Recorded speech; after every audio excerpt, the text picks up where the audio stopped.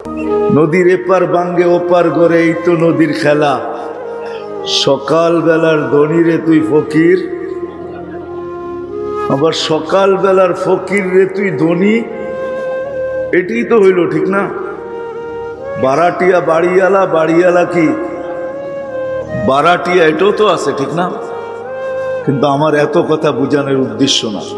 আমার উদ্দেশ্য হলো মেরে আজিজো, যে আল্লাহ অস্তিত্ব দিলেন, যে আল্লাহ বয়স দিলেন, যে আল্লাহ আপনাকে আমাকে এই পর্যন্ত পৌঁছাইলেন। আমি প্রত্যেকটা চিত্র দেখাইছি, যে আল্লাহ এই পর্যন্ত আপনাকে আমাকে পৌঁছাইলেন। 24 ঘন্টা যিনি আপনাকে আমাকে সুরক্ষিত করেন,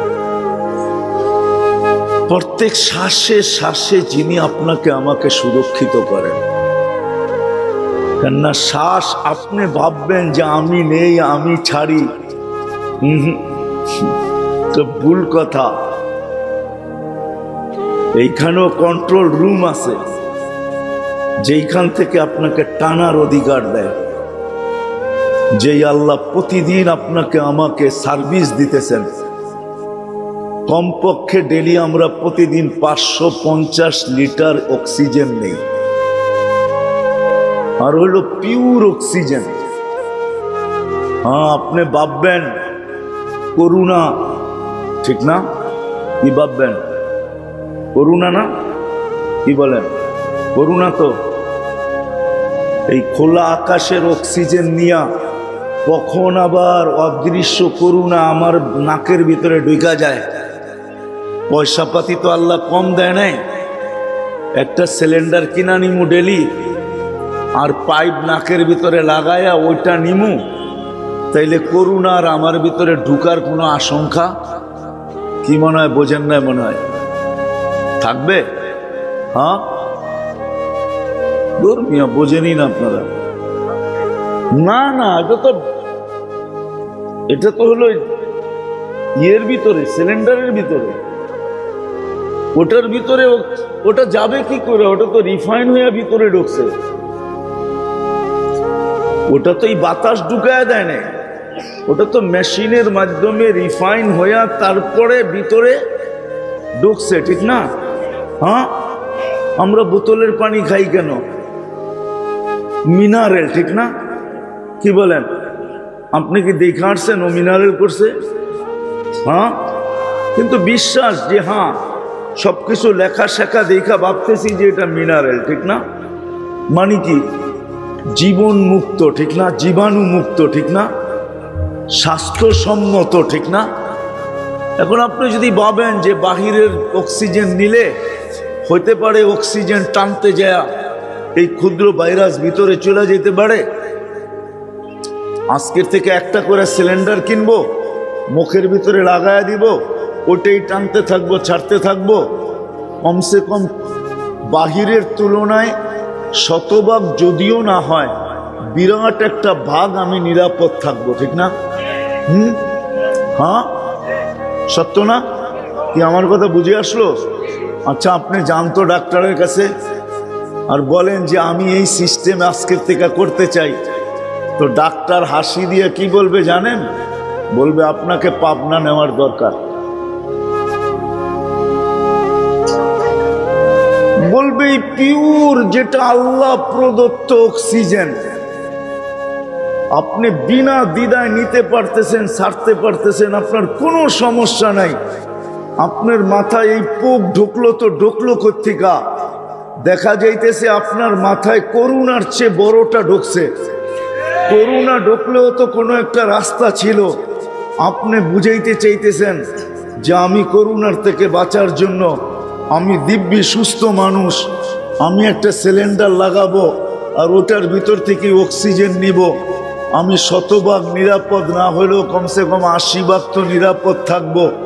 এই ভাবনা ভাইবা যদি আপনি সিলিন্ডার লাগায়া পিঠের ভিতরে নিয়ে সারাদিন ঘুরতে থাকেন, আর মানুষ যদি জিজ্ঞেস করে আপনার এই দুরবস্থা কেন, আর আপনি যদি যুক্তি তর্ক বিদ্যা বুদ্ধি দিয়া বললেন যে ওয়েদারটা বিলকুল খোলা, সব মানুষ সতর্ক না, কেউ মাস্ক মুক্স পরে না, এইখানে অসুস্থ আছে, সুস্থ আছে, কার নাকের থেকে কার ভিতর থেকে কখন করুণা বাহির হইয়া ওয়েদারে যায়, আর আমি টানলে যদি এটা আমার ভিতরে চলে যায় আর আমি যদি আক্রান্ত হয়ে যাই, তো আপনার কথা যারাই শুনবে দূরের থেকে একজন আরেকজনের শুধু এমনি এমনি দেখাবে। ঠিক না? মনে হয় বুঝাইতে পারি নাই, ঠিক না? কেমনে দেখাবে? এমনি এমনি মানে কি বোঝেন? হ্যাঁ, একটু ঢিলা আছে, ঠিক না? একটু ঢিলা আছে। আপনি আর আমি ডেলি 550 লিটার পিওর অক্সিজেন নেই।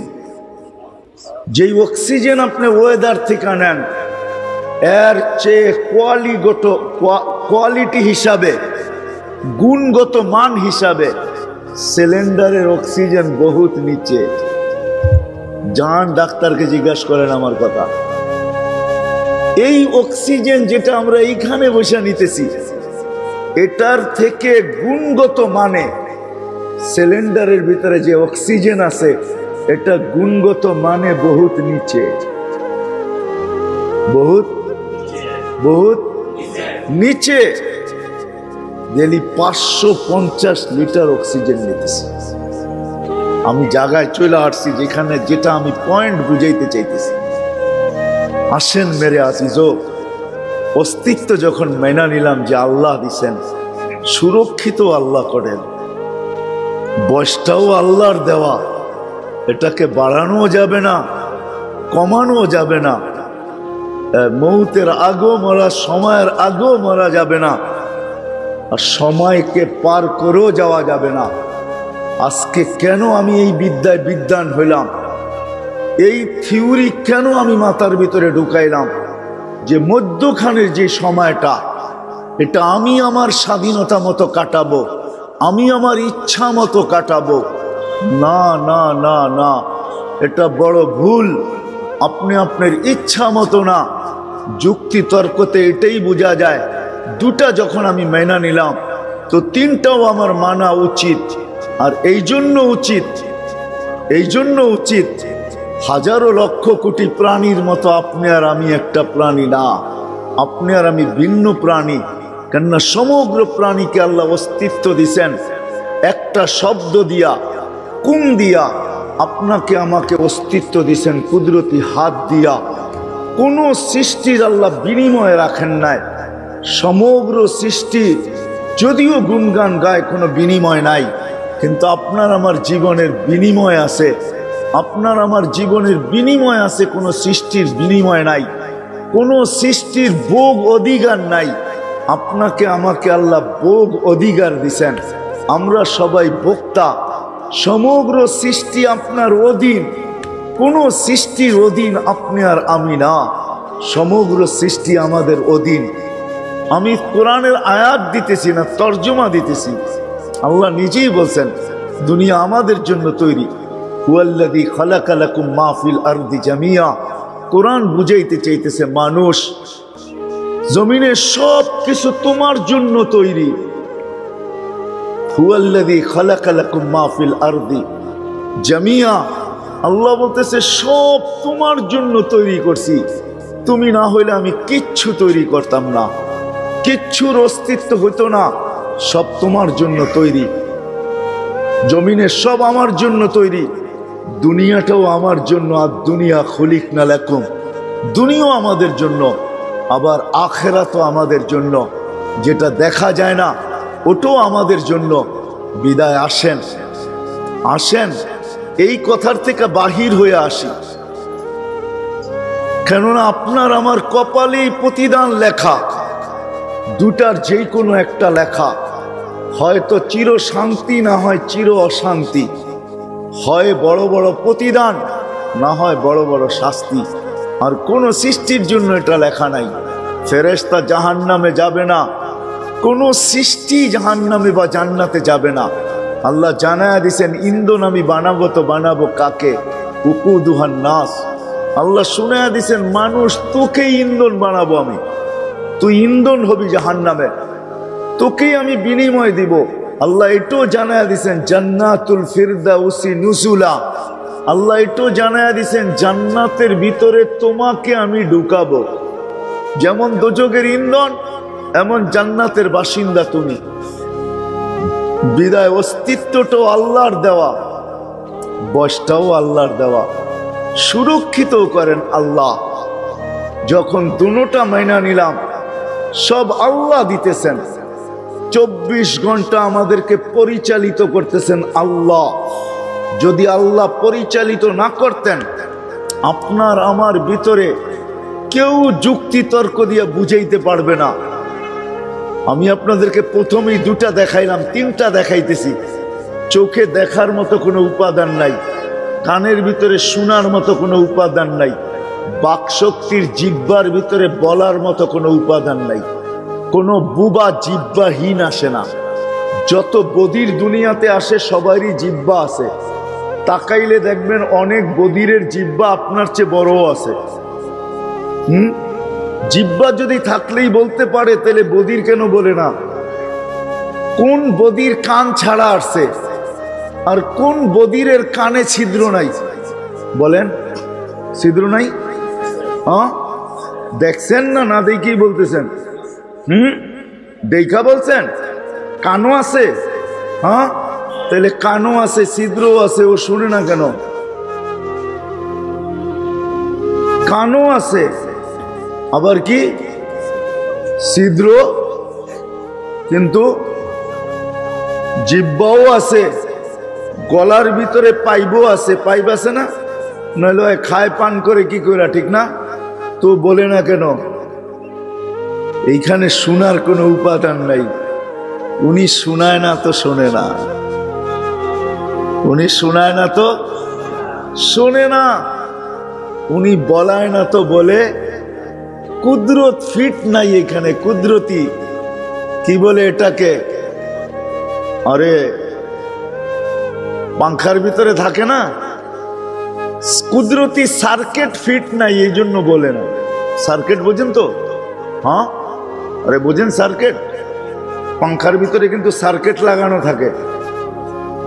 ক্যাপাসিটর সার্কিট বলেন, ক্যাপাসিটর বলেন। ক্যাপাসিটর তো গতিকে বাড়ায় কমায়, আর সার্কিট হলো বাতাসকে নিচে আনে আর উপরে নেয়।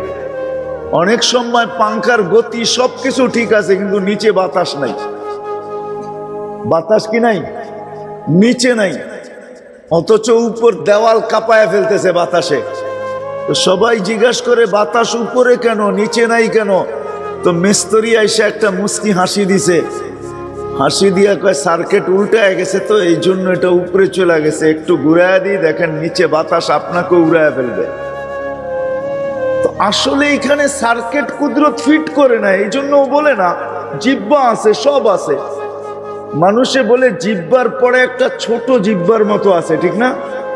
কয় বোবান নাকি এটা ছোট, বোবান নাকি এটা নাই। কিন্তু আমি অনেককে দেখছি হা করায়, ওটাও আছে, ওটাও, হ্যাঁ ওটাও আছে, ওটাও আছে, কিন্তু তারপরেও বলে না। বিদায় আসেন, শেষ জায়গায় চলে আসছি।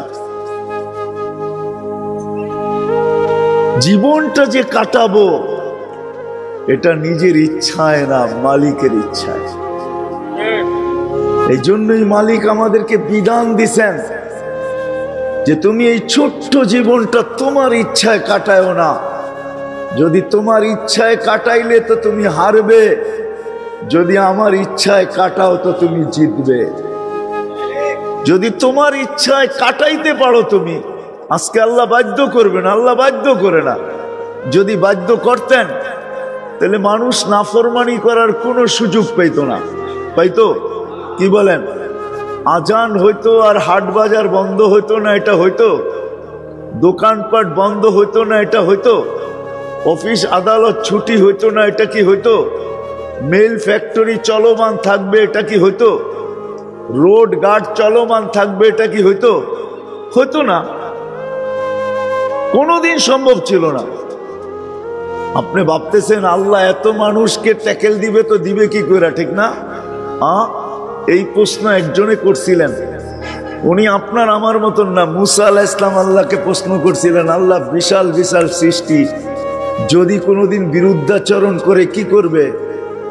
তো আল্লাহ বলছিল, মুসা ইন্নী খালাকতু মালাইকাতান, একজন ফেরেশতা বানায়া রাখছি, আমারতুহু আইয়াকুলাস সামাওয়াতি ওয়াল আরদ ওয়া মা ফিহিন্না। সমগ্র সৃষ্টিকে যদি খাইতে বলি লা আকালা বিলুকমা, এক লোকমা বানায়া খায়া ফেলবো, এক লোকমা। এখন যদি আপনি প্রশ্ন করেন, আচ্ছা যে লোকমা বানায় খাবে ওই যদি বিরোধিতা করে তাহলে কি করবেন? কি বলেন? হ্যাঁ, প্রশ্ন আসে না? আসে না? মনে হয় বুঝাইতে পারি না। মুসা আলাইহিস সালামকে তো আল্লাহ জবাব দিছেন, একজন বানায় রাখছি, ওকে হুকুম দিব সব এক লোকমা খায়া ফেলবে। আমি যদি আল্লাহকে প্রশ্ন করি, আল্লাহ যে লোকমা বানায় খাবে ওই যদি বিরোধিতা করে কি করবেন? ঠিক না? হ্যাঁ। তারপরে আল্লাহ কোরআনে জবাব দিছে, আল খালকু খালকি ওয়াল আমরু আমরি। ওই কাঠিও আমার হাতে আছে। ওই কাঠি, ওই কাঠি কি আছে? ওই কাঠি, কেননা সৃষ্টি আমার, অধীনস্থ মুঠে আমার, সব আমার কুদরতি কি মুঠের ভিতরে, মুঠের, ওটাও আমার মুঠে আছে। তো এই জন্য আসেন, প্রতিনিয়ত আমরা চলি তো নিজের ইচ্ছা মতো চলি। নারী বলেন, পুরুষ বলেন, যুবক বলেন, বৃদ্ধ বলেন, ধনী বলেন, গরিব বলেন, শহর বলেন, গ্রাম বলেন, হাটের বলেন, বাজারের বলেন, ক্ষেতের বলেন, খামারের বলেন, অফিসের বলেন, আদালতের বলেন, রোডে বলেন, ঘাটে বলেন, আমরা সবাই নিজ ইচ্ছা মতো চলতেছি। ও মেরে দোস্ত, না না না না, আল্লাহ এটাই বুঝাইতে চাইতেছেন নবীদের মাধ্যমে। ও যুবক, তুমি তোমার ইচ্ছা মতো চলো না। যদি ইচ্ছা মতো চলো, চলতে পারো, কিন্তু বেশি দিন তোমাকে আমি চলতে দিব না। এই জন্য অনেক দিন পরে মনে উঠলো, এই জন্য আমি আপনাদেরকে শোনাইতেছি। যুবক যখন খোদাদ্রোহী হয় তা আল্লাহ তাকে দুনিয়াতে কয়েকটা শাস্তি দেন। সর্বপ্রথম শাস্তি যেটা দেন, অল্প বয়সে সে যৌবন হারায়। কি? অল্প বয়সে? অল্প বয়সে? আচ্ছা বলেন, কোন নামাজিকে, 5 ওয়াক্ত নামাজিকে অ্যাডিক্টেড দেখছেন আপনি? অ্যাডিক্টেড বুঝেন তো? নেশাগ্রস্ত, মাদক দ্রব্য সেবন করে? না, আপনি পাবেন না। যে দিনদার, 5 ওয়াক্ত নামাজি, আল্লাহ আল্লাহ রসুলকে মানে। আচ্ছা চলেন, আমাদের দেশের মতো মাদ্রাসার বা আলেম ওলামা, মাদ্রাসার তোলাবা দুনিয়াতে কোথাও নাই। আমাদের দেশে এতটুকু বাড়তেছে যে এখন আমাদেরই মাথা ব্যথা শুরু হয়ে গেছে যে এগুলাকে কি করে কমানো যায়। ঠিক না? কি? যেমন মশা বাইরে গেলে কি আগেরটা আপনারাই বলেন, কি করে? স্প্রে করে না? তো এতটুকু দিনদার আলহামদুলিল্লাহ আমাদের দেশে মসজিদ, মাদ্রাসা, হেফজোখানা, আলেম ওলামা, তোলাবা, তাবলিগ, বহুত ইউনিভার্সিটিতে আপনি যান। আপনি শুক্রবার দিন চলে যান ময়মনসিংহ এগ্রিকালচার ইউনিভার্সিটিতে, আপনার মনে হবে যে পুরো একটা মাদ্রাসায় আসছি, এইটা মনে হয় ইউনিভার্সিটি না, অথচ এশিয়ার ভিতরে সবচেয়ে বড় এগ্রিকালচার ইউনিভার্সিটি। সারা দুনিয়ার ছাত্র আছে এখানে, কিন্তু আপনি ঢুকলে মনে হবে মাদ্রাসায় আসছেন। ঠিক না? কি বলেন? আজ পর্যন্ত কোনো আলেম ওলামা, মাদ্রাসার তোলাবাকে আপনি অ্যাডিক্টেড দেখছেন? একজন বাহির করতে পারবেন? কি পারবেন? না। যে দিনদার সে কোনোদিন কি হয় না, অ্যাডিক্টেড হয় না। আর যারা অ্যাডিক্টেড হয় অল্প কয়েকদিনের ভিতরে যৌবন হারায় ফেলে। সত্য তো? কি বলেন? এই জন্যই তো মাদকের বিরুদ্ধে যুদ্ধ। কেন? এই জন্যই তো কয়েকদিন আর কোথাও কোনো কাউকে পাওয়া যাবে না। মাদক যদি ব্যাপক হইল তাইলে প্রশাসনের কোথাও আর কয়েকদিন পরে লোক খুঁজে পাওয়া যাবে না। কেননা আপনি নতুন ভর্তি নিতে গেলেই দেখবেন অ্যাডিক্টেড, এটা কোনো কাজে লাগবে না। হ্যাঁ, ও বন্দুক থুয়ে আরেকটা খাওয়া শুরু করবে। ঠিক না? ও তো বন্দুক টোকাবে না, ও সারাদিন টোকাবে পুরিয়া কোন জায়গায় আছে এটা। হ্যাঁ, ও দেখা যাবে তখন বন্দুক হাতে থাকবে না, ও দেখা যাবে মুরিদ বাবার কোন জায়গায় পাওয়া যায়। ঠিক না? হ্যাঁ, এই জন্য আল্লাহ দুটা শাস্তি দিবে, একটা অতি তাড়াতাড়ি যৌবন চলে যাবে, আর দ্বিতীয় শাস্তি হলো 50-এর আগে তার মৃত্যু হবে। কত?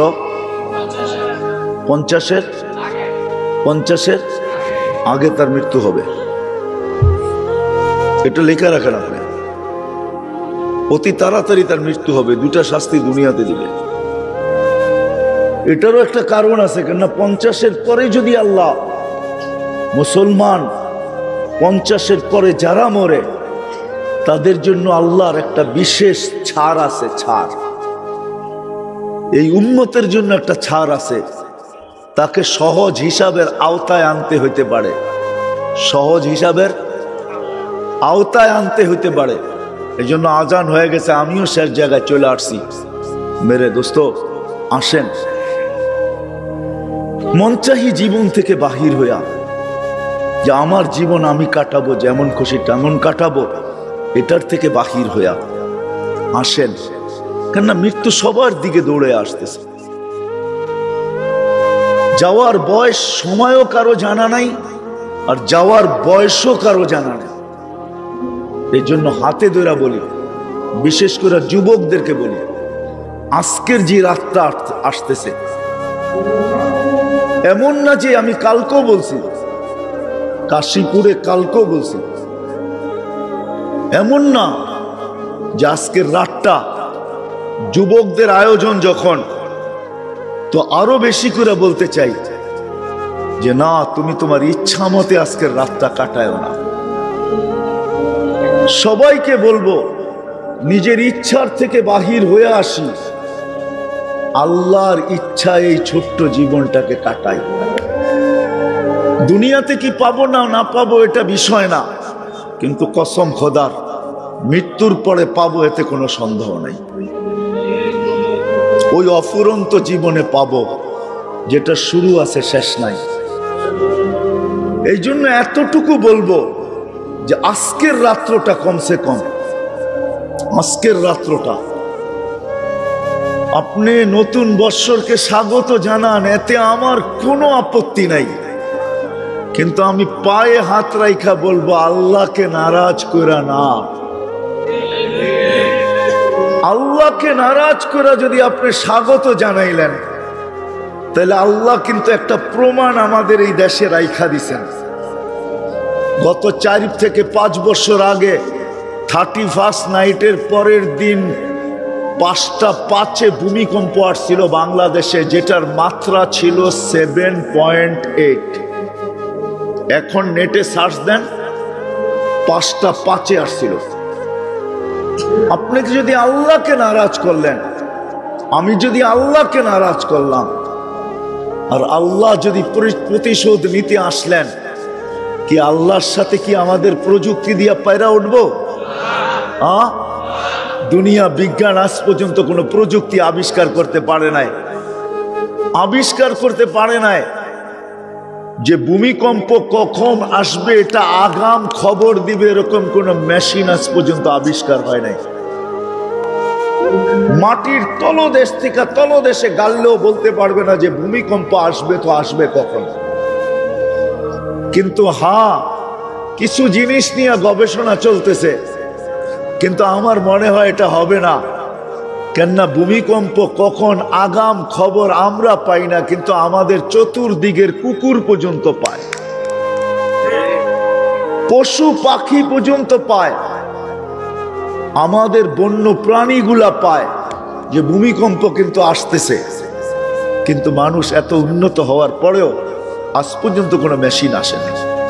এই জন্য আপনাদের পায়ে হাত দিয়া বলি, আমি যুবকদেরকে বলবো, অভিভাবকদেরকে বলবো, আমরা আমাদের সন্তানকে বুঝাই, আমরা নিজেরা বুঝি, সবাইকে বুঝাই, আল্লাহকে নারাজ করা কিন্তু এক কদমও চলা যাবে না।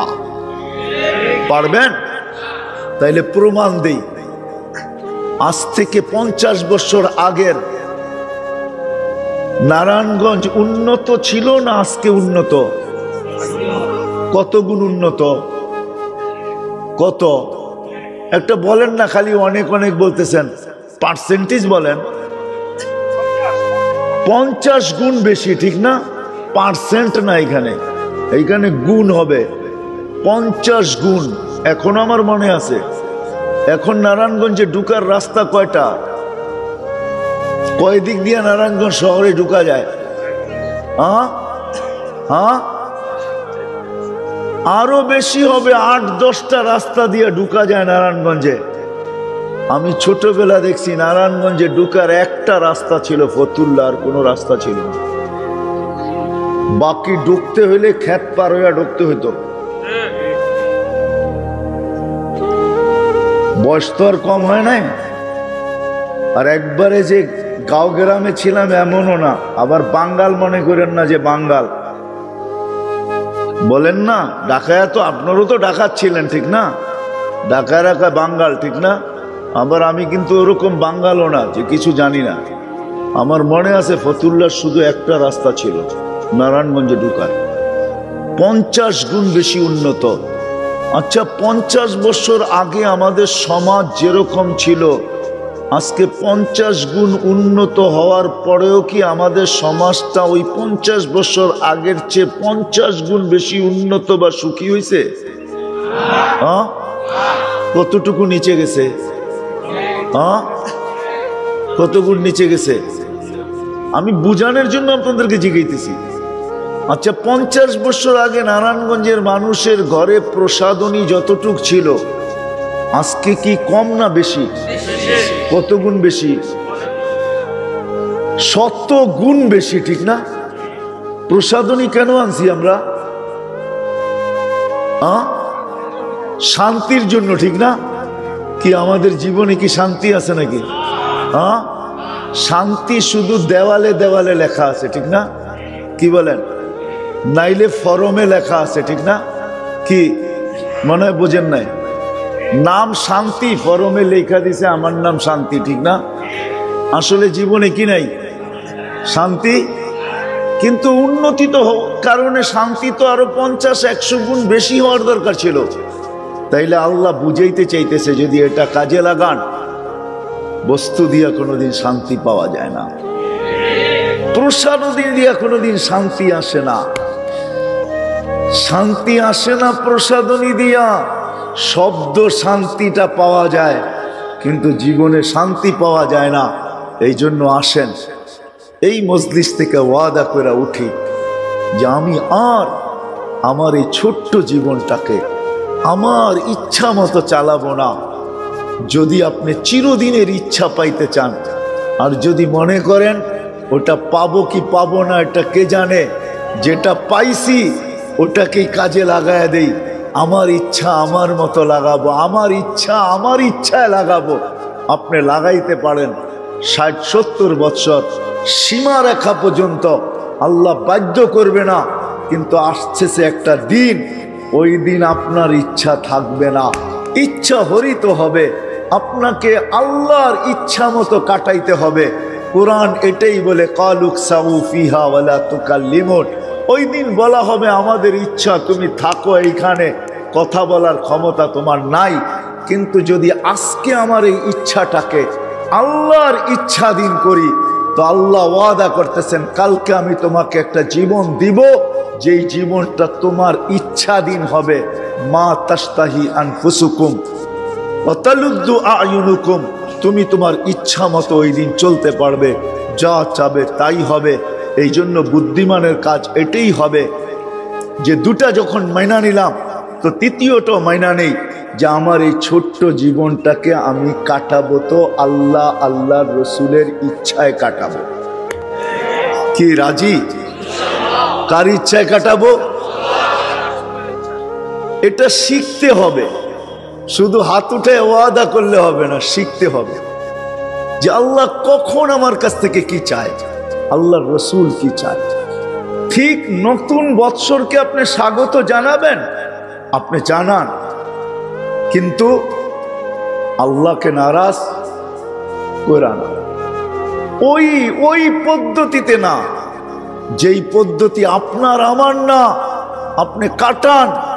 যেমন আলহামদুলিল্লাহ এখানের ছেলেরা, যুবকরা ওয়াজের ব্যবস্থা করছেন, আপনি কোরআন তেলাওয়াতের ভিতরে কাটান, কোরআন শোনার ভিতরে কাটান, কোরআন পড়ার ভিতরে কাটান, আল্লাহ আল্লাহ রসুলের কথার শোনার ভিতরে কাটান।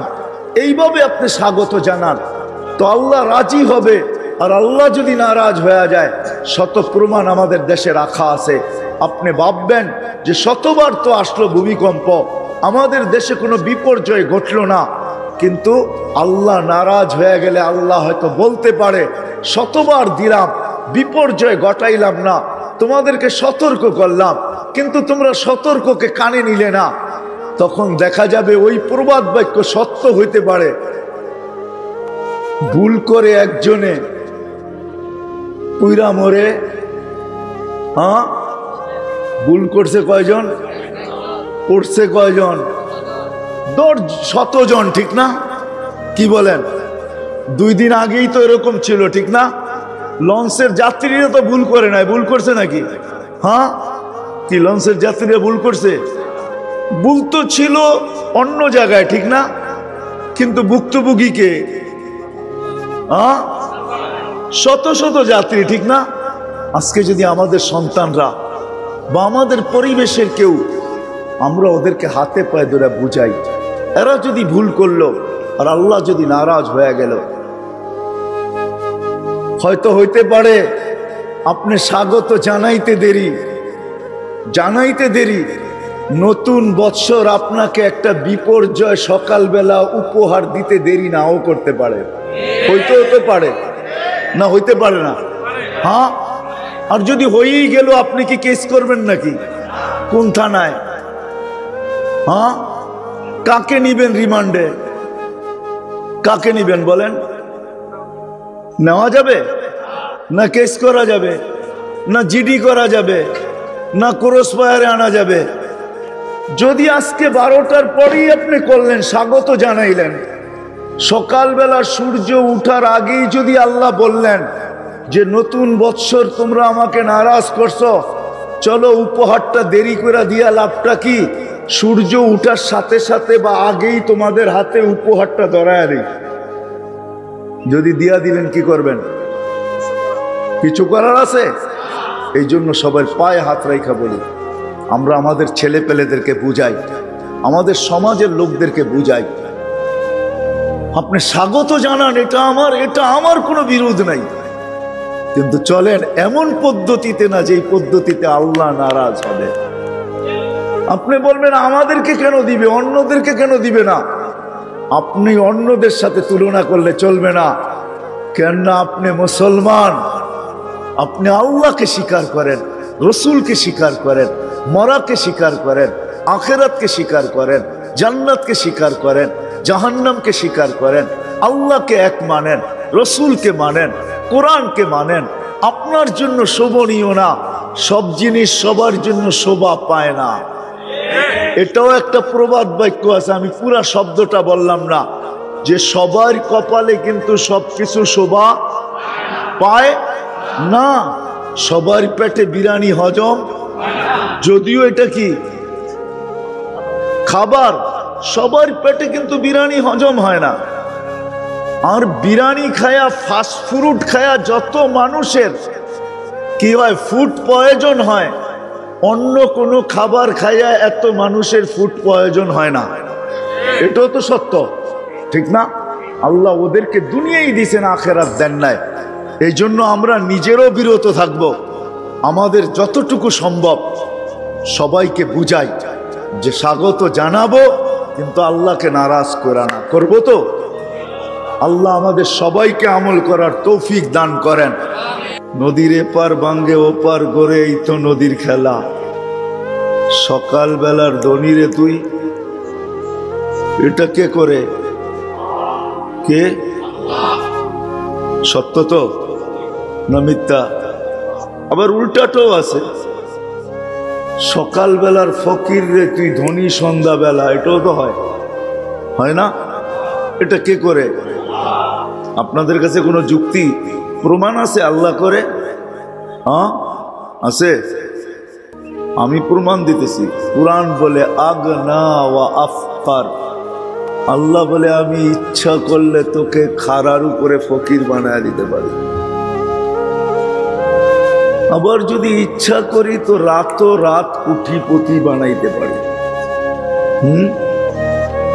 কত বাড়ির মালিকই তো পাওয়া যাবে নারায়ণগঞ্জে, বাড়ির মালিক ছিল এখন বাড়াটিয়া, ঠিক না? না নাই?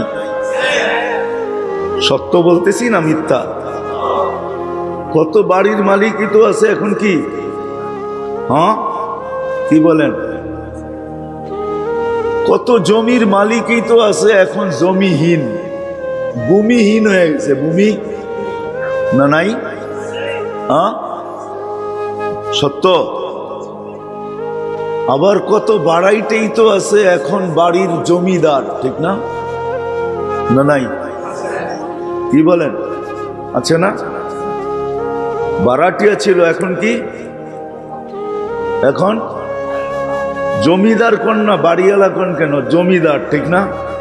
হ্যাঁ যদিও 6 তলা বাড়ি, এটাও তো একটা জমির উপরে, ঠিক না? সে এটার মালিক না। কেন জমিদার বলতে আপনার ভুল, অসুবিধা কোথায়? জমিদার বলেন, ঠিক না? কি কত বাড়াইটিই তো আছে, এরমও পাওয়া যাবে। যার বাড়িতে বাড়া ছিল তার বাড়ি কিনেই জমিদার, আর ওই বাড়িওয়ালাই এখন ওই জমিদারের কাছে বাড়াটিয়া, এরকম তো আছে। হ্যাঁ আছে।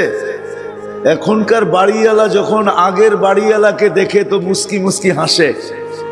তোরে যদি জিজ্ঞাসা করা হয় তুই হাসিস কেন, কয় সবার সামনে বলা যাবে না। কখন বলা যাবে? কয়েকটু দূরে চলেন বলি। হাসলাম এই জন্য যে আল্লাহ কিনা পারে, এই বাড়ির মালিক উনি ছিল, আমি বাড়াটিয়া ছিলাম, এখন আমি মালিক, উনি বাড়াটিয়া, এই জন্য হাসি যে আল্লাহ কিনা পারে। তো প্রবাদ বাক্য তো দুটোটাই আছে, ঠিক না? আপনি প্রবাদ বাক্য কি দিতেছেন? আমার জীবন আমি কাটাবো যেমন খুশি তেমন কাটাবো, কারণ আপনাকে ইচ্ছা দিছেন, ইচ্ছা স্বাধীনতা আল্লাহ দিছেন। তা আমি বলি স্লোগান তো আরেকটাও আছে, নদীর এপার বাঙ্গে ওপার গড়ে এই তো নদীর খেলা, সকাল বেলার ধনীরে তুই ফকির, আবার সকাল বেলার ফকির রে তুই ধনী, এটি তো হইল, ঠিক না? বাড়াটিয়া বাড়িওয়ালা, বাড়িওয়ালা কি বাড়াটিয়া, এটাও তো আছে, ঠিক না?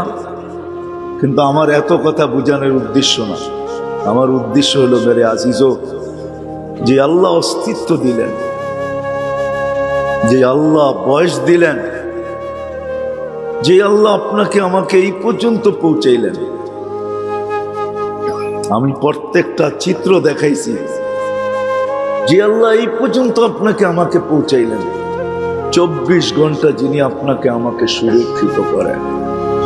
আলহামদুলিল্লাহিল্লাযী লা তারাহুল উয়ুন ওয়া লা তুখালিতুহুদ দুনুন ওয়া লা ইয়াসিফুহুল ওয়াসিফুন ওয়া লা তুগায়্যিরুহুল হাওয়াদিস ওয়া লা ইয়াখশাদ দাওয়াইর يعلم مثاقيل الجبال ومكائل البحار وعدد قطر الأمطار وعدد ورق الأشجار وعدد ما أظلم عليه الليل وأشرق عليه النهار ولا تواري منه سماء سماء ولا أرض أرضا ولا بحر ما في قاري ولا جبل ما في واري هو الحي القيوم علي العظيم جواد الكريم فعال لما يريد والصلاة والسلام على حبيبنا المصطفى الذي بعثه إلى الجن والإنس بشيرا ونذيرا داعيا إلى الله رحمة للعالمين شفيع المذنبين হারিসুম বিল মুমিনিন রাউফুর রহিম সাল্লাল্লাহু আলাইহি ওয়া আলা আলিহি ওয়া আসহাবিহি ওয়া আতবাইহি ইলা ইয়াউমিদ্দিন। أما بعد فأعوذ بالله من الشيطان الرجيم بسم الله الرحمن الرحيم الآخرة خير وأبقى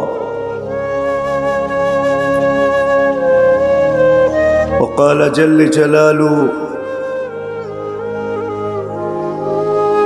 وأما من خاف مقام ربه ونهى النفس عن الهوى فإن الجنة هي المأوى وقال رسول الله صلى الله عليه وسلم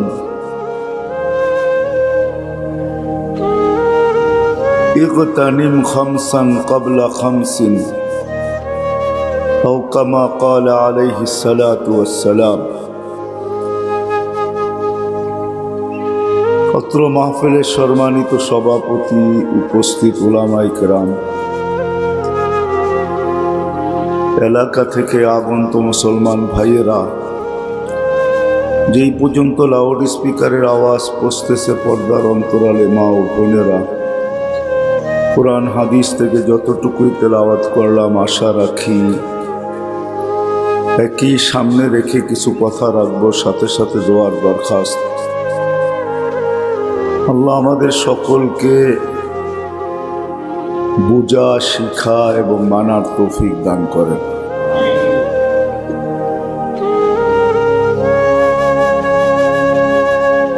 অস্তিত্বটা যেরকম আমাদের নিজের অর্জন না, আমাদের অস্তিত্বটা যেরকম আমাদের নিজের অর্জন না,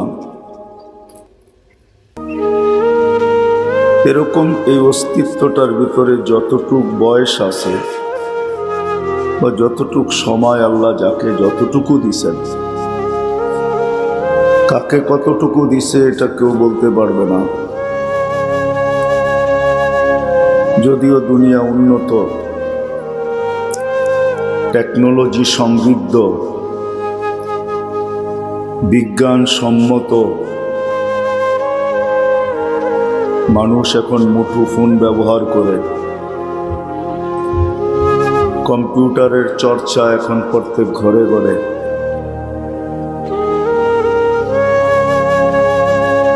আগের ওই পুরান দিনের মতো আর এখন না আমাদের জীবন, না আমাদের সমাজ। কিন্তু তা সত্ত্বেও মানুষ বলতে পারে না যে এই অস্তিত্বটার ভিতরে সময়টা কতদিন বা বয়সটা কতদিন, এটা কারো বলার কোনো ক্ষমতা নেই। কখনো দেখা যায় ডাক্তার রোগীকে শেষ চিকিৎসা দেয়া দেয় যে এটাই শেষ, হয়তো এরপরে আপনার মৃত্যু। কিন্তু দেখা যায় ডেট দিয়া দিছেন আপনি 2 মাস 3 মাস বাঁচবেন। দেখা গেছে এই 2-3 মাসে ডাক্তার মরার পরে তার হাড্ডি মাংস সব মাটির সাথে মিশে গেছে, রোগী এখনো বাইচা বিনা দ্বিধায় জমিনে ঘোরাফেরা করতেছে। মোট কথা, এই কথাটা যখন আমরা মানলাম যে আমাদের অস্তিত্বটা কিন্তু এটার ভিতরে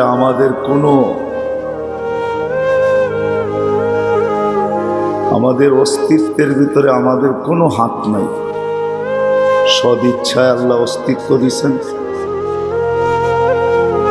আবার যাকে যতটুক চাইছেন আল্লাহ সদ ইচ্ছায় বয়সও দিয়েছেন। অস্তিত্বটা যেমন জোর করে নেওয়া যায় না, যদি অস্তিত্বটা জোর করে নেওয়া যেত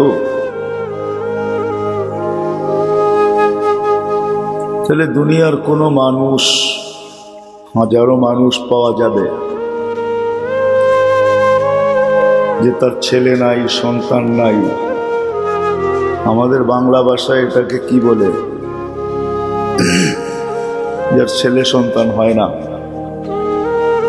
কি বলেন? নিঃসন্তান। আরো একটা শব্দ আছে, হ্যাঁ, আরো দুই একটা শব্দ আছে, ঠিক না? তাহলে দুনিয়াতে কেউ নিঃসন্তান থাকতো না, ঠিক না? বোঝা গেল অস্তিত্বটা যেরকম নিজের ইচ্ছায় নেওয়া যায় না, আবার এটার ভিতরে বয়স কতটুকু এটাও কোনো মেশিন দিয়া জানা যায় না। যা হোক, অস্তিত্ব যখন আল্লাহ দিলেন, বয়স যতটুকুই দেন না কেন, কম বেশি বয়স যতটুকুই আল্লাহ আমাদেরকে দেন, কাউকে একটু বেশি, কাউকে একটু কম, কাউকে দেখা যায় অস্তিত্ব দেন কিন্তু বয়সই দেন না। হাজারো বাচ্চা মার পেটের থেকে অস্তিত্ব নিয়ে তো আসে, কিন্তু বয়স নিয়ে আসে না, মার পেটেই মারা যায়। এখন আমরা বলি মার পেটেই মারা গেছেন, আদৌ রু আসছে কিনা এটাও তো বলতে পারি না, ঠিক না?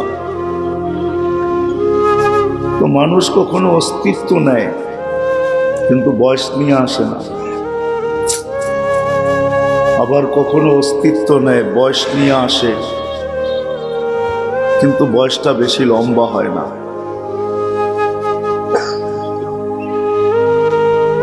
লম্বা এতটুকুই হয় যে 60-70 বছর, কিন্তু এর মাঝেও হাজারো জান ঝরা যায়।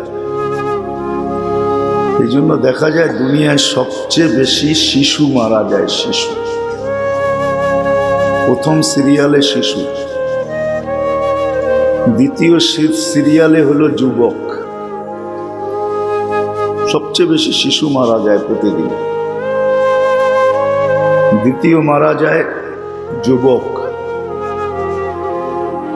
তৃতীয় সিরিয়ালে হলো বৃদ্ধ। এমন না যে বয়স বাড়ছে এই জন্য বেশি মরে, তা না, বাচ্চা সবচেয়ে বেশি মারা যায়, তারপরে যুবক, তারপরে বৃদ্ধ। যা হোক, যে অস্তিত্বটা আল্লাহ আমাদেরকে দিচ্ছেন নিজ ইচ্ছায়, আবার এটার ভিতরে বয়সও দিচ্ছেন, কাউকে কম, কাউকে বেশি। তৃতীয় আরেকটা কথা, আমাদেরকে দুটা কথায় যখন একমত আমরা যে অস্তিত্ব আল্লাহর ইচ্ছায়, বয়স কাকে কতটুকু দিলেন এটাও আল্লাহর ইচ্ছা, এখানে মানুষের কোনো হাত নাই। যদিও মানুষ বয়স বাড়ানোর জন্য বহুত চেষ্টা করে,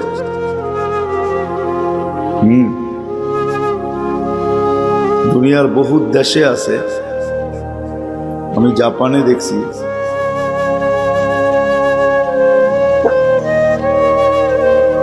আমাদের দেশে তো খাবে তো দূরের কথা, পয়সা দিয়ে কিনা খাবে তো দূরের কথা, মনে হয় 2-4-50 দিলেও কেউ ওটা খাবে না।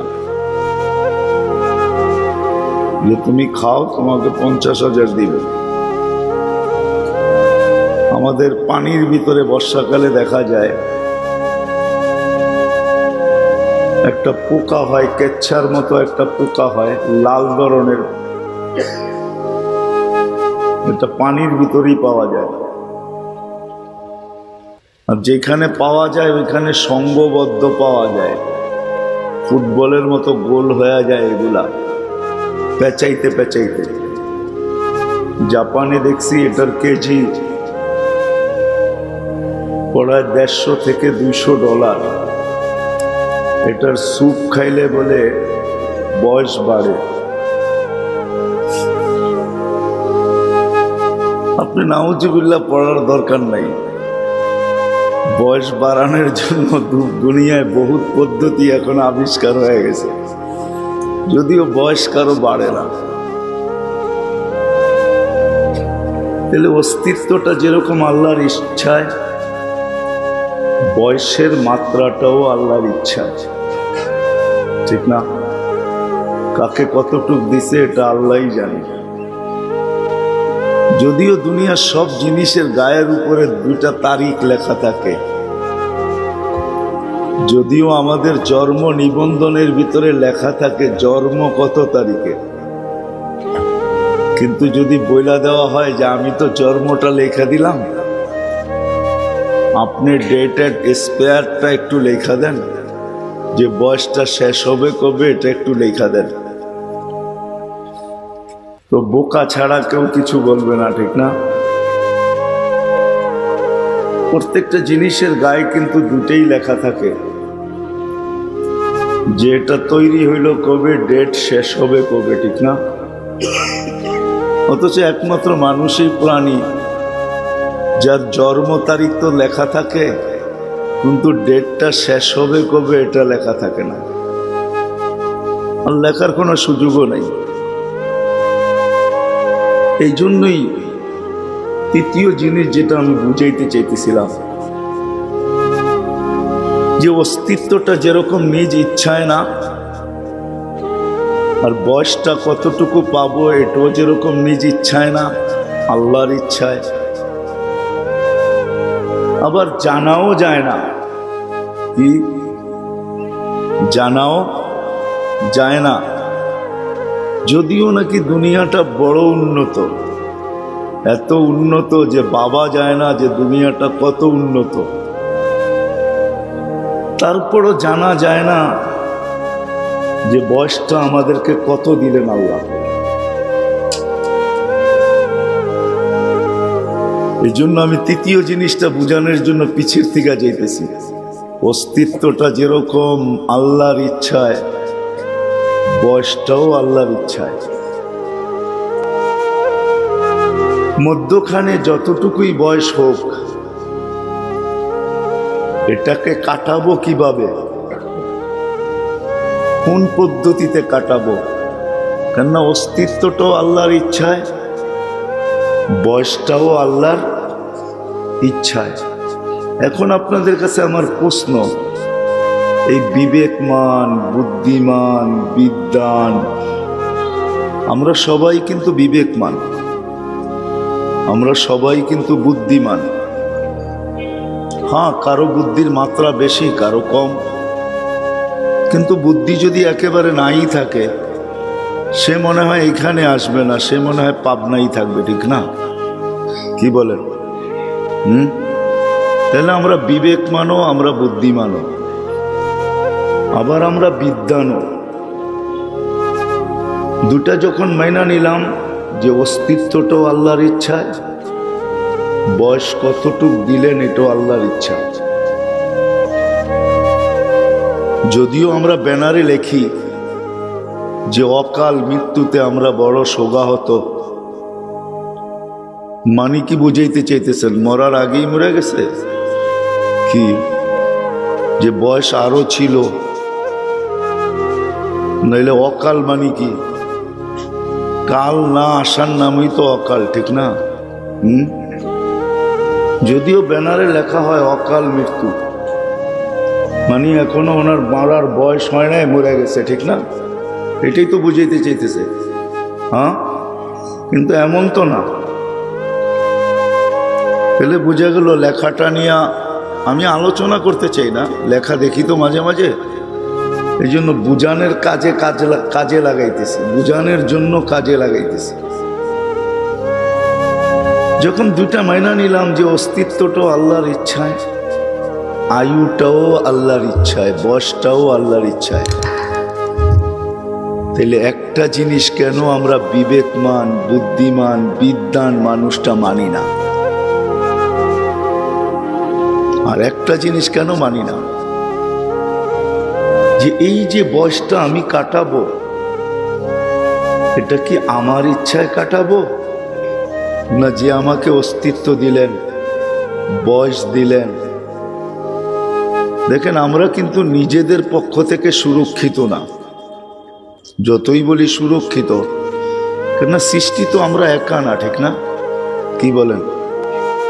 গাছ যদি ফল না দেয়, তাহলে কোনো মেডিসিন আছে নাকি যে ওর থেকে ফল নেওয়া যাবে? কি বলেন? আছে না? পিটাইলে ফল দিবে, ঠিক না? কি বোম মারলেও দিবে না? গাছ যদি ফল না দেয় তো নেওয়ার কোনো সিস্টেম আছে দুনিয়াতে?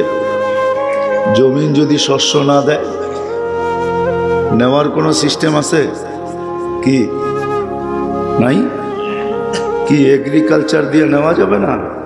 এত বড় বড় ইউনিভার্সিটি কোনো কাজে দিবে না? আরে আপনারা বুঝা বলতেছেন না, না বুঝা? হ্যাঁ, জমিন যদি শস্য না দিল তো নেওয়ার মতো কোনো প্রযুক্তি আমাদের কাছে আছে? গাছ যদি ফল না দিল, হ্যাঁ, তরুলতা যদি ফুল না দিল, তো সৃষ্টি তো আমরা একা না, ঠিক না? কি বলেন, একা? যে আমরা সৃষ্টি একা, আর কেউ নাই। গাছ যদি ফল দেয় না দেয়, তাহলে যদি নেওয়ার কোনো প্রযুক্তি না থাকে, জমিন যদি শস্য না দেয় তো কোনো প্রযুক্তি যদি না থাকে, নদী নালা যদি মাছ না দেয় তো নেওয়ার কোনো প্রযুক্তি আছে নাকি? কি বলেন? হ্যাঁ, নাই। এত উন্নত দুনিয়া তারপরও নাই। মেঘ যদি বৃষ্টি না দেয় তো নামানোর কোনো প্রযুক্তি নাই। তাহলে সৃষ্টি তো আমরা একা না। আমি প্রশ্নের জায়গায় আসি, অস্তিত্বটা যখন আমার ইচ্ছায় না, বয়সটাও যখন আমার ইচ্ছায় না,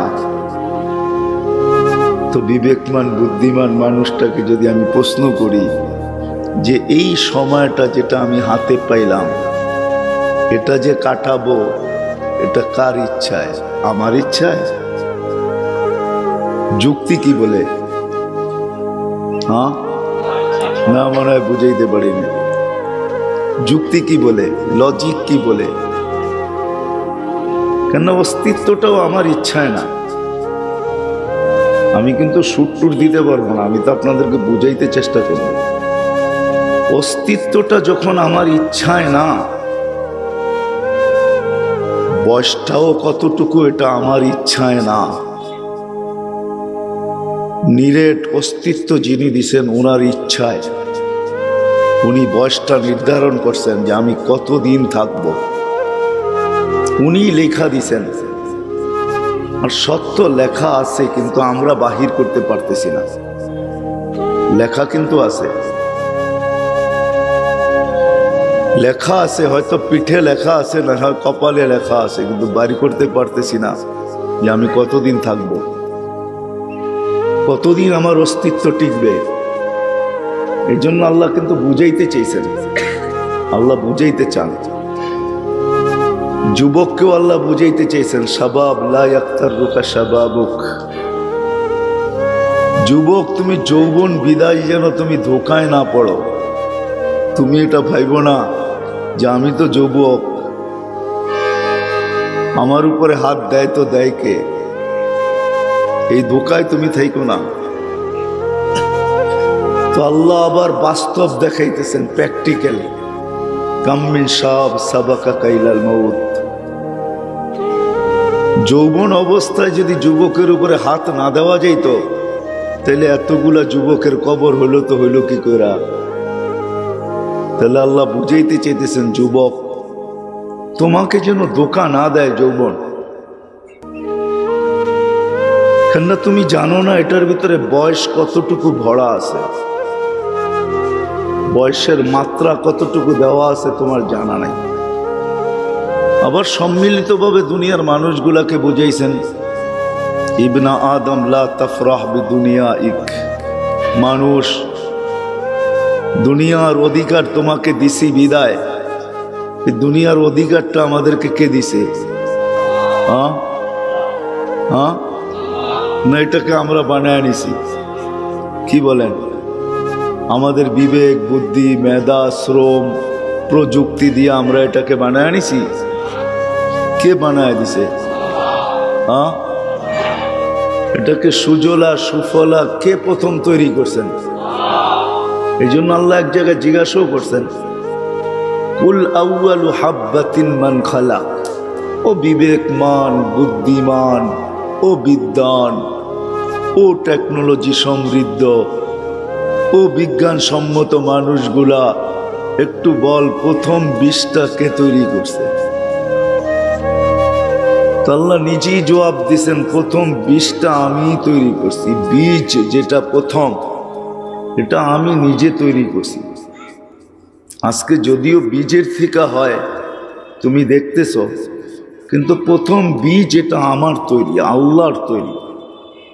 আল্লাহ নিজে এটাও বলছেন কিভাবে তৈরি করছি, বলছে বিকুদরতি, আমি আমার কুদরত দিয়া তৈরি করছি। বিদ্যা আমি কথা গুছানোর জায়গায় চলে আসছি, যখন দুইটা আমরা স্বীকারোক্তি দিলাম যে আমার অস্তিত্বটার ভিতরে আমার কোনো হাত নাই, আল্লাহ সদ ইচ্ছায় আমাকে অস্তিত্ব দিছেন। আমার বয়সটার ভিতরেও আমার কোনো হাত নাই, আল্লাহ সব ইচ্ছায় আমাকে যতটুক দেওয়ার অতটুকু দিছেন। কাউকে 20 দিছেন, কাউকে 22 দিছেন, সবাইকে সীমা রেখা দিছেন।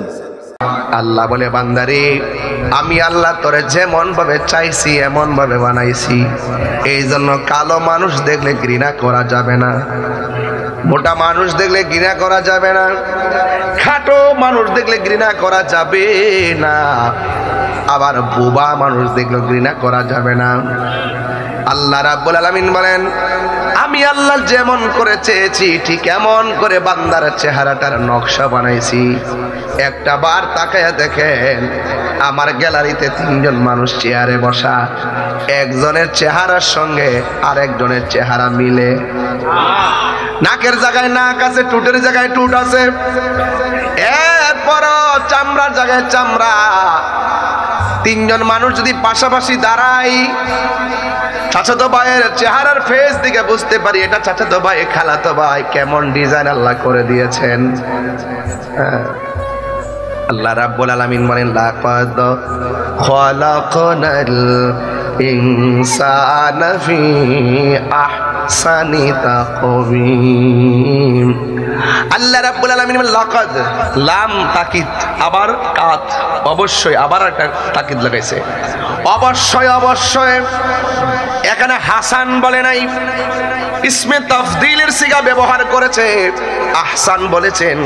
আল্লাহ রাব্বুল আলামিন বলেন, আমি মানুষকে অতীব সুন্দর নমুনায় বানাইছি একমাত্র আমি আল্লাহর গোলামি করার জন্যে। আমার যুবক ভাইয়েরা, অনুরোধ করে বলি, ফুলের সৌরভ, মানুষের গৌরব চিরদিন থাকে না। লা তামশি ফিল আরদি মারহা, জমিনের মধ্যে অহংকার করে চলা যাবে না।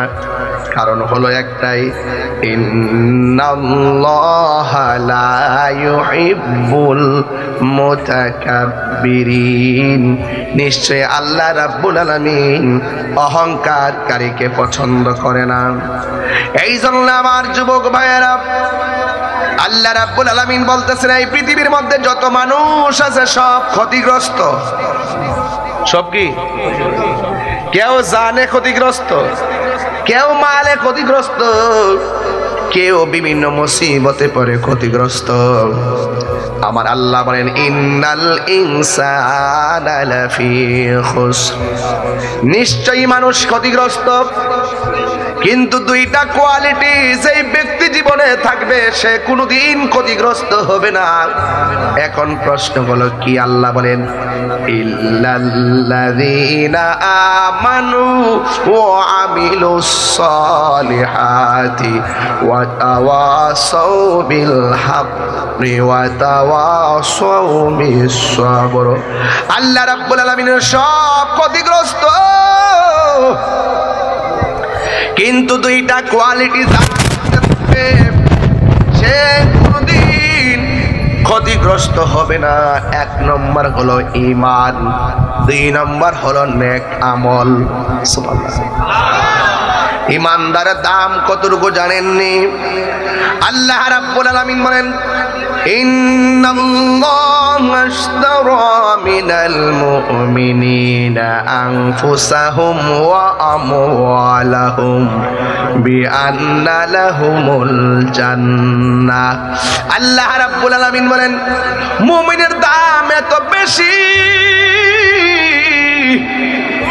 যেই মুমিনের জান আল্লাহ ক্রয় করেছে, মুমিনের মালও আল্লাহ ক্রয় করেছে। আপনারা আলগীর মানুষ জবান খুলে বলেন জান দেওয়ার মালিক কে? আল্লাহ। সম্পদ দেওয়ার মালিক কে? আল্লাহ। আল্লাহ সম্পদ দিয়ে আল্লাহ কয় আমি কিনছি। আল্লাহ আমরার ভিতরে জীবন দিয়া কয় আল্লাহ কয় তোমাদের জান আমি কিনছি। ও আল্লাহ তুমি দিলা তুমি কিনলা, কি খেলা জোরাইলা বলে দাও না। আল্লাহ বলে বান্দারে খালাকতু বিয়াদাইয়া, আমি আল্লাহ তোরে বানাইছি নিজের হাত দিয়া। কি দিয়া? নিজের হাত দিয়া কিনেছি। আল্লাহ বলে ও পৃথিবীর মানুষ, নিশ্চয়ই আমি আল্লাহ মুমিনের জান কিনেছি, মাল কিনেছি। আল্লাহরে বলি আল্লাহ কিনতে গেলে টাকা দিতে হয়, তুমি কি দিছো? আল্লাহ বলে আমি মুমিনের জান মাল কিনছি আমার জান্নাতের বিনিময়ে। প্রাণ দয়ালে রে গৃহস্থেরা দলে দলে হাঁস মুরগি কতই পালে, সন্ধ্যা হলে ডাক দিয়া লয় ঘরে। যার যত পালিত ছিল সকল রে তো ঘরে নিল, আমি একা রইলাম অন্ধকারে। প্রাণ দয়াল রে সন্ধ্যা হইল ডাকে দিলে না মোরে। সূর্য ডুবছে মনে করছেন একদিন গেছে গা, নিজের হায়াত থেকে যে বেলাটা ডুববে গেছে গা এই খবর নাই। প্রাণ মুর্শিদ রে আর পরীক্ষার সময় নাই, কর জুড়ে ক্ষমা চাই। শেষের খেয়া না নিলায় আমারে, আমার দিন কি এমনি যাবে, লোকে তোমায় কি বলিবে। এই দুঃখ রইল তাহিরির অন্তরে। প্রাণ দয়াল রে সন্ধ্যা হইল ডাকি দিলে না মোর।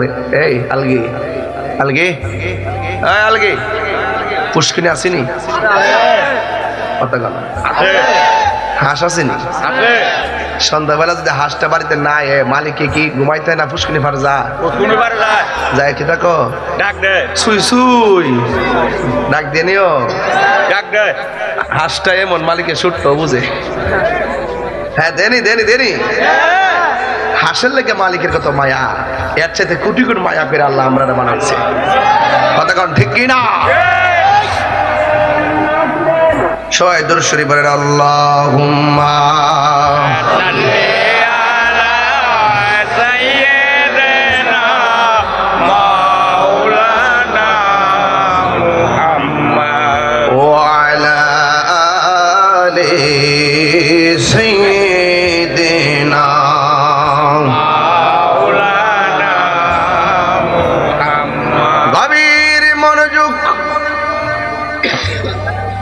আমি বলেছিলাম মুমিনের জান এবং মাল কিনেছে আমার আল্লাহ জান্নাতের বিনিময়ে।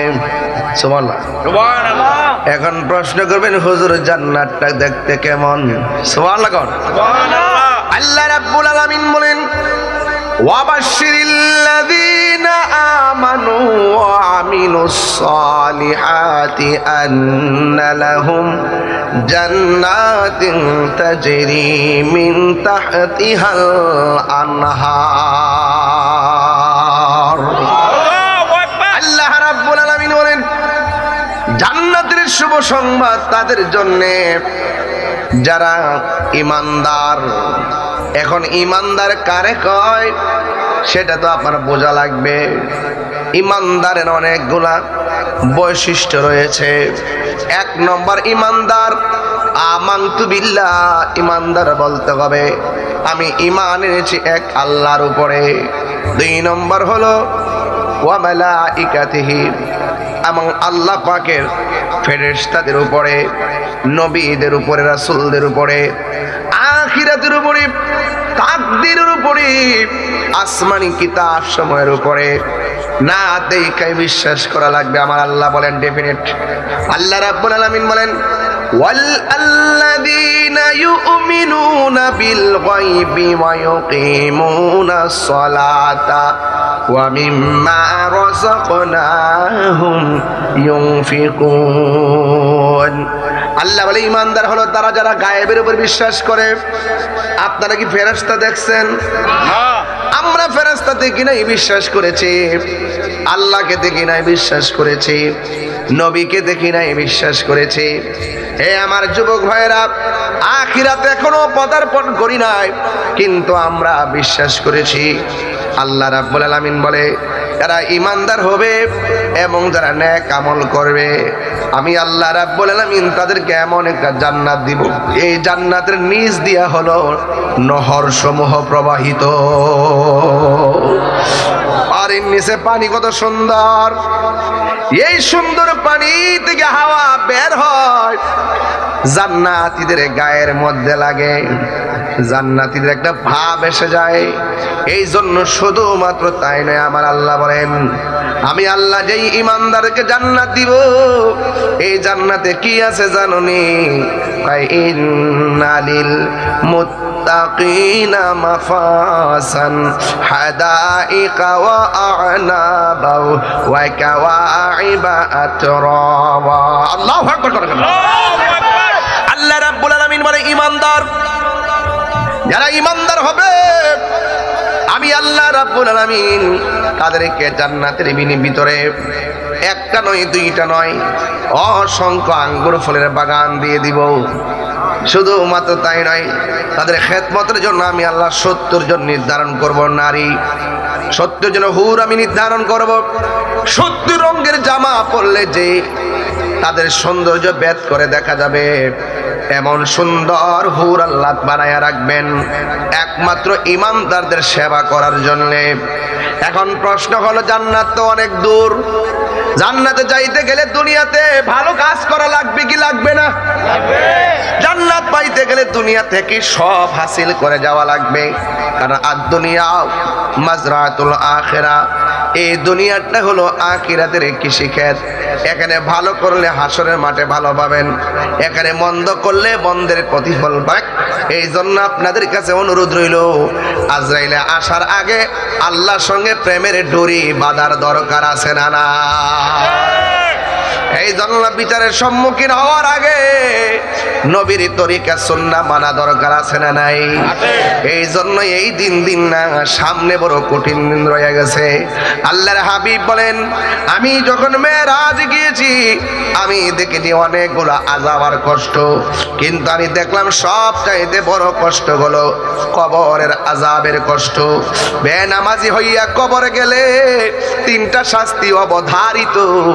1 নম্বর শাস্তি হলো কবরের 2 পাশের মাটি তোমার চাপা দিবে। 2 নম্বর কষ্ট হলো তোমার কবরের ভিতরে সংকোচন করে দেওয়া হবে। এরপরে তোমার কবরে নারী সাপ বিচ্ছু দেওয়া হবে, জাহান্নামের আগুনের উত্তাপ দেওয়া হবে। এই জন্য আমার নবীর একজন সাহাবী, যার কাছে আমার আল্লাহর হাবিব 2টা কন্যাকে বিয়ে দিয়েছেন, এর মধ্যে একটা মেয়ের নাম হলো কুলসুম আর একটা মেয়ের নাম হলো রুকাইয়া।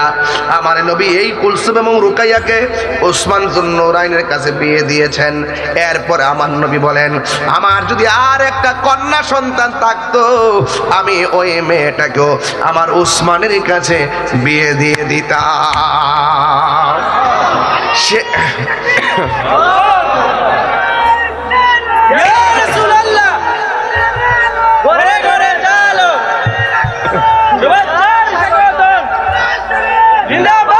আমার যুবক ভাইয়েরা কি বলতে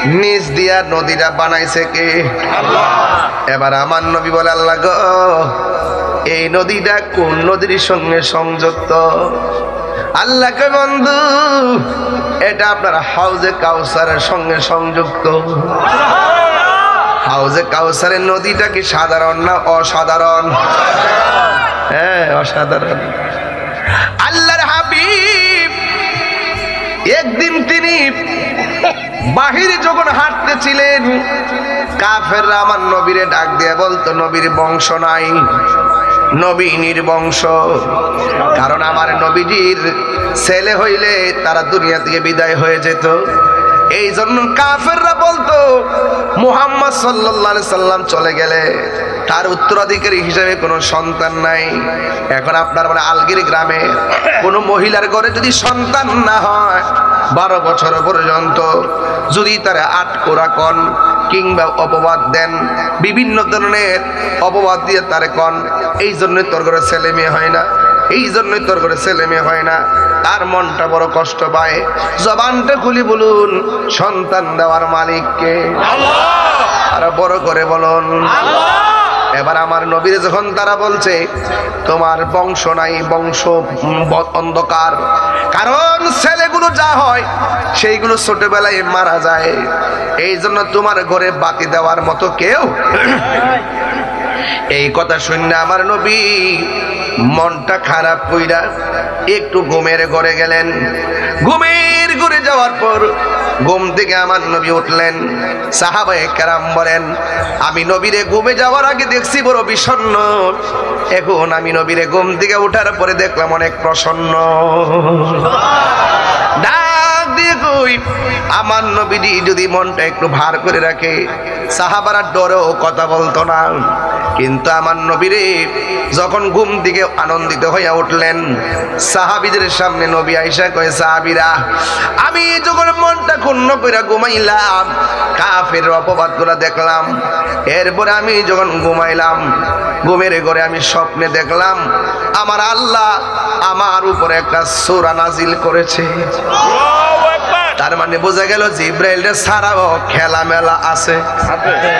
জিব্রাইলে জানাইছে দিকানা জানছো দূর বেড়া, হ্যাঁ ইতেলে বইরিছ, ইতেলে বইয়া থাকলে জিব্রাইল যখন কইছে যে নবী গো চলেন আপনাকে আল্লাহর দরবারে মেরাজে নিয়ে যাবো, তো জিব্রাইলে সিদরাতুল মুনতাহা যায় কি কইছেন, আমার পক্ষে সামনে যাওয়া সম্ভব না, আপনি যান। তাইলে বোঝা গেল জিব্রাইলের দৌড় শেষ, আমার নবী শুরু। ঠিক কি না? হ্যাঁ। এবার আমার নবীরে তোরা বলছিল, এই জন্যই তো আমার আল্লাহ তোমার উপরে ওহী নাজিল করা বন্ধ করে দিয়েছে, এইভাবে অপবাদ দিয়েছে। আর বলেছে কি জানেননি, তোমার ঘরে কোনো বংশ নাই, তুমি নির্বংশ। এরপরে নবী যখন ঘুমাইলেন, ঘুম মুবারক থেকে ওইটা ডাক দিয়ে কয়, সাহাবীরা রে, ও সাহাবীরা, আমি যখন রাতের বেলা এই সমস্ত কথা শুনে ঘুমাইছি, আমার আল্লাহ আমার উপর একটা সূরা নাজিল করেছে, তোমরা যদি একটু শুনো, আমি নবী সূরাটা তেলাওয়াত করব। আমি আলগি গ্রামে সূরাটা তেলাওয়াত করে যাই, সবাই পড়বেন। ইন্না আ'তাইনাকাল কাউসার ফাসাল্লি লিরাব্বিকা ওয়ানহার ইন্না শানিআকা হুয়াল আবতার। জোরে জোরে কি সুবহানাল্লাহ বলা যাবে না? আল্লাহ বলে, বন্ধু গো, ওরা বলেছে আমি আল্লাহ নাকি আপনাকে ওহী নাজিল নিয়ামত দেওয়া বন্ধ করে দিয়েছি। না গো না, আমি আল্লাহ নিয়ামত দেওয়া বন্ধ করি নাই। আজকে স্বপ্ন যুগে বলে দিয়ে যাই, আমি আল্লাহ একটা নদী বানাইছিলাম, নদী, এই নদীটার নাম হলো হাউজে কাউসার। আমি আল্লাহ রাব্বুল আলামিন যদিও খালেক, কিন্তু আমি আপনি নবীরে মালিক বানাইয়া দিলাম। হাউজে কাউসারের মালিক কে? আল্লাহ না নবীজি। আল্লাহ তো এটা হাকিকে আছে, ওই মাঝাজি আছে না, এই জমিনটা কার? আল্লাহর। এই দেখছ মালিক আছে না, নাম কিটা? আকাশ মিয়ার। কার জমিন? কার? আবুলের কুদ্দুস। হ্যাঁ, চারজন মালিকের মিললে জমিটা এটা কি যৌথ মালিকানা? এই জন্য আমি নামগুলা বলতেছি আর কি। কুদ্দুস, আবুল হোসেন, রহমালি, ধরেন না একদম তাহিরি হই না উত্তর দিতেছি। একজনে কইছে এটা আল্লাহ, তাহলে কুদ্দুস মেয়ের আল্লাহ, যেটা আমার আল্লাহ তুই ডুবই। তা যদি আমি থাকতাম আমি করতাম না, তাইলে বোঝা গেল তা হইল দাগ নম্বরের মালিক। কি নম্বর মালিক? আর এই ইঞ্চি জায়গা একটা সুই ফালাইলে ইঞ্চি জায়গাতে সুইটা বলে যে জায়গাটা এটার মালিক কেটা? একটা হলো হাকিকতে মালিক আর একটা মেজাজি অর্থে মালিক। কথা কোন ঠিক কিনা? এই জন্য জমিন বিক্রি হয় না, জমিনের দাগ নম্বর বিক্রি হয়। তুমি আর জমিনে কুদ্দুরা নিচে ঢুকবা, 50 ঢুকলি তো পানি, এর নিচে গেলে তো আগুন হই। কথা কোন ঠিক নেই? তাহলে বোঝা গেল এই জমিনের হাকিকতে মালিক কেটা? আল্লাহ। হাউজে গাছের হাকিকতে মালিক আল্লাহ। কিন্তু আমার আল্লাহ কয় ইন্না আতাইনা কাল কাউসার, নিশ্চয়ই আমি হাউজে কাউসার আপনি নবীকে দান করে দিছি। আমি যে একদিন দান করে লাই, যারা দান করলাম মালিক কি আমি না? হ্যাঁ, তো এটা বুঝতে না। আমি তো আসছিলাম ওই, কিন্তু পরে দালাইলে আল্লাহ সম্মান করে দিছে আর কি। আল্লাহ দিয়েছে নবীকে সম্মান, তোমার হিংসাই হবে কি? ঠিক কিনা? হাসরের ময়দানে কোন নবী কথা বলতে পারবে না, মোর নবী কথা বলিবেন, মোর নবী কথা বলিবেন। বুখারী শরীফে কইলা দেখো না, আল্লাহ দিয়েছে নবীকে সম্মান। জোরে কোন সুবহানাল্লাহ। আল্লাহ বলে বন্ধু গো, ওরা বলছে আমি আল্লাহকে, আমি আপনাকে নিয়ামত দেওয়া বন্ধ করছি। না না, আমি আল্লাহ আপনারে কাউসার দান করে দিয়েছি। কাউসার কাসরাতুন কাসিরাতুন, তিনটার অর্থই হলো অভূতপূর্ব কল্যাণ। অভূতপূর্ব কল্যাণ কি? এটা হাউজে কাউসার। এটার মিনস কি? মিনস হলো, নবীরে প্রশ্ন করি, নবী গো আপনি বলুন না হাউজে কাউসারটা কি? রাসূল বলছেন একটা নদী। ও নবী, আমরা তো মেঘনা নদী দেখেছি, দুই পাশে পার আছে কিংবা বাড়ি আছে, হোক কাছে কিংবা দূরে, কিন্তু আপনি যে নদীর কথা বললেন এই নদীর মধ্যে পার আসেনি। রাসূলুল্লাহ কয় হ্যাঁ পার আছে। তাইলে পাটটা আল্লাহ বানাইছে কি দিয়া? রাসূল কয় পাটটা বানাইছে স্বর্ণ দিয়া। খুব কম দামি না? খুব কম দামি। স্বর্ণের দাম কেমনে বাড়তেছে ভাই? 2,30,000। শিবন ভাই, স্বর্ণের দাম বলে 2,10,000 পার হইছে। কি লাগে যে আগে কিছু কিনলাম না। এই ফোলা ফান্ডিলে আমার বড় চিন্তা এখন, এরা যে কি করবো আমি বুঝি না। আমার বুঝে আইতাছে না। ফোলা ফান্ডে যে আনে বাবা বিয়া সাথে করস বাবা, আগে কইবে কই গো শুনো, তোমার যদি আমি 5 ভরি স্বর্ণ দিয়ে আমার টাকা লাগবে কত? 10,50,000।